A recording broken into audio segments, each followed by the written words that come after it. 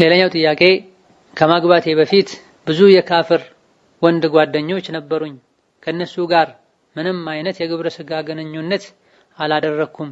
ይሄን አልፈቅድላቸውም ነበር፣ እጠነቀቅ ነበር ከመሳሳም ውጪ። ይሄ ልክ ግንኙነት እንደማድረግ ዝሙት ነውን? ካገባሁ በኋላም ባሌ ሌላ ሀገር ለስራ ሄደ። አጋጣሚ ከጓደኛው ቤት ተከራየሁ። እዛም አንዱ በጣም ተፈታተነኝ። በርግጥ እኔም ፊት ሰጥቼው ነበር፣ ግን በዚህ መሐልም አላህን እፈራለሁ፣ ምንም ማድረግ አልፈልግም እንደ በፊቱ ከመሳሳም ውጪ። ይህስ የግብረ ስጋ ግንኙነት እንደማድረግ ወንጀል ነውን? አሁን ቆጭቶኛል፣ ተዘዝቻለሁ፣ ምን ባደርግ አላህ ይቅር ይለኛል የሚል ጥያቄ ነው። አሁን ላይ መጸጸቱ መቆጨቱ አስደሳች ነው፣ አልሐምዱሊላህ። ወላኪን ይህ ከሙስሊም ማይጠበቅ ተግባር። ነብዩ ሰለላሁ ዐለይሂ ወሰለም አይነ ዝሙት ይሰራል፣ እጅ ዝሙት ይሰራል፣ ምላስ ዝሙት ይሰራል ብለዋል። ከዋናው ዝሙት በፊት ሌሎች የዝሙት አይነቶች አሉ።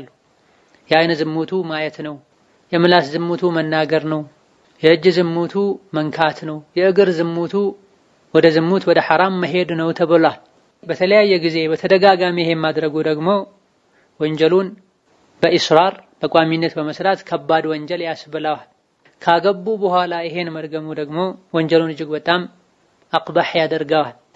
ሆኖም አላህ ተባረከ ወተዓላ የተወበተን ሰው ሁሉ መስፈርቱ እስከተሟላ ድረስ ተውበቱን ይቀበላልና ባሳለፉት ነገር መጸጸትና መቆጨት፣ ሁለተኛ ይሄን አላደርግም ብሎ ለአላህ ቃል መግባት፣ እንዲህ ነገር ማቆም፣ ተውበትና እስትግፋር ማብዛት ሰደቃ የአላህን ቁጣ ያጠፋል፣ ኃጢአትን ይሰርዛል ተብሏልና የሚችሉትን ያክል በነፍስ ወከፍ ሰደቃ መስጠት፣ ለይል ሶላትን ሱና ሶላትን መስገድ ማብዛት፣ በቀሪ ህይወት ላይ አጅነቢን ከማየት ከማናገር ከባዕድ ወንድ ጋር ከመቀራረብ መራቅ፣ ህይወት ላይ ግልጽ የሆነ ለውጥ ማምጣትና ዲን ላይ ቀጥ ማለት ያለፈውን ወንጀል ያሰርዛል በአላህ ፈቃድ።